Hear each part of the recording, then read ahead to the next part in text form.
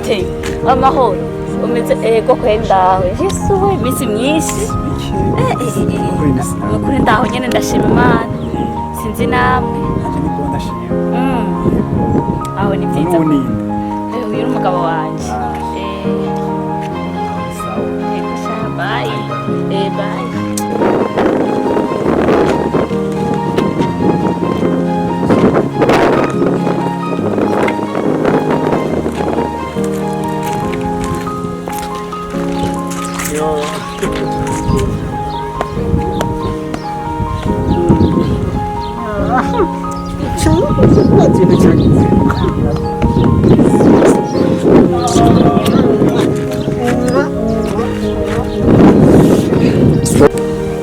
sawa rero yego mukunda kubaza urashobora gusoma umusheri wanje jambo kosi yakoze nawe ukashira ngaha amatama akayasoma akagirane ukaja ngaha mu gisukari munsi igiresha igire igire ni wewe ntabwo mwahuye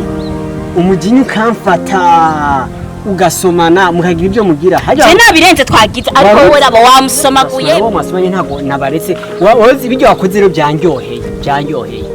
nta kuntu wari ubu wacu musoma nawe nkakujya ngo wewe ibyo mwakoze byanyoheye twe twakoze ibintu nabirenze ujya okay nanjye ntabirenze ujya n'umujama ntiyigiriye ibyo mwakoze mbatabirenze nanjye ibyo twakoze ntabirenze kakujye ubyumve n'ubundi munsi umenye guha agaciro cyogwa n'umuntu iyo sinabikoze ngo nuko nanjye narinzi ngo ndabiryoherewe nako nabusanga nabiryoherewe uya turavukana no muri famille mugabo umuntu yuma Michel mwiza urakomeye nyogiye eko kuri kwimana menya rero ko bijyo wakoze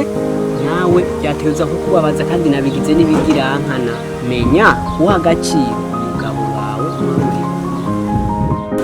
umenye ko bijya wakoze nanjye bitangyoheye n'undi munsi uzomenye guha agaciro umugabo wawe niba n'umuntu yabara mugasumana sinabikoze ujya ngo nupera ngo urukundi iki nuko nari mfise stress hari umwanya waruze tuvanye menya kuza ubwira icyo wubaha n'undi munsi kandi uzobibona urabyumva shari basi hagarara tuvugane hagarara basi tuyage hagarara basi ndagusome basi nukuri amabisi yose ukeneye ndagusoma